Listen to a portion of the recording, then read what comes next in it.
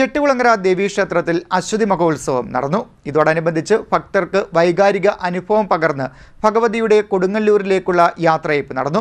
ക്ഷേത്രത്തിലെ കാർത്തിക ദർശനം തിങ്കളാഴ്ച നടക്കും. ചെട്ടികുളങ്ങര ദേവീക്ഷേത്രത്തിൽ അശ്വതി മഹോത്സവം വിപുലമായ ചടങ്ങുകളോടെ നടത്തി. ഭഗവതിയുടെ കൊടുങ്ങല്ലൂരിലേക്കുള്ള യാത്രയയപ്പാണ് അശ്വതി മഹോത്സവത്തിന്റെ പ്രധാന പ്രത്യേകത. വിവിധ കരകളിലെ പറക്കെഴുന്നള്ളത്ത് നടത്തി പോളവിളക്കുകളെ സ്വീകരിച്ച ശേഷം ക്ഷേത്രത്തിന്റെ പരിസരങ്ങളിലും കാഴ്ചക്കണ്ടത്തിലുമായി കുട്ടികൾ ഒരുക്കിയിട്ടുള്ള കെട്ടുകാഴ്ചകളുടെ മുന്നിലെത്തി അനുഗ്രഹം ചൊരിഞ്ഞാണ് ഭഗവതി കൊടുങ്ങല്ലൂരിലേക്ക് യാത്രയായത്. കൈവെള്ളയിൽ കൊള്ളുന്ന കുഞ്ഞൻ തേര് മുതൽ 20 അടി വരുന്ന കുതിരകൾ വരെ അശ്വതി കെട്ടുകാഴ്ചയ്ക്കായി ക്ഷേത്ര തിരുമുറ്റത്തും കാഴ്ചക്കണ്ടത്തിലും അണിനിരത്തിയിരുന്നു. വൈകിട്ട് 4 മണിയോടെയാണ് കെട്ടുകാഴ്ച വരവ് തുടങ്ങിയത്. 8 മണിവരെയോളം കെട്ടുകാഴ്ച വരവ് തുടർന്നു. വലിപ്പമനുസരിച്ച് തരംതിരിച്ച് കെട്ടുകാഴ്ചകൾക്ക് പ്രത്യേക സ്ഥാനം നിർണയിച്ചിരുന്നു.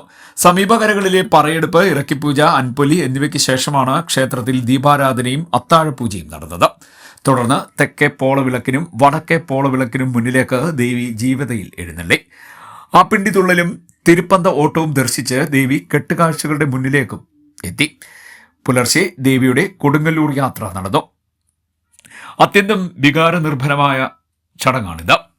ദേവി തൻ്റെ മാതൃസ്ഥാനത്തുള്ള കൊടുങ്ങല്ലൂരിലെ ദേവിയുടെ അടുത്തേക്ക് പോകുന്നു എന്നതാണ് ഇതിൻ്റെ സങ്കല്പം.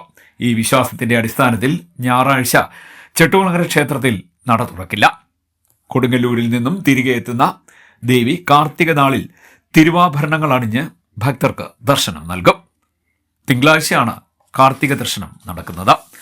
ഇതിനോടനുബന്ധിച്ച് ഹരിപ്പാട് സുബ്രഹ്മണ്യ സ്വാമി ക്ഷേത്രത്തിലെ സ്ട്രോങ് റൂമിൽ സൂക്ഷിച്ചിരിക്കുന്ന അത്യപൂർവമായ തിരുവാഭരണങ്ങൾ ആചാരപ്രകാരം ചെട്ടികുളങ്ങരയിലേക്ക് എത്തിച്ചു.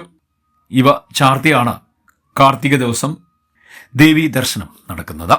CDNet news, Kayamkulam.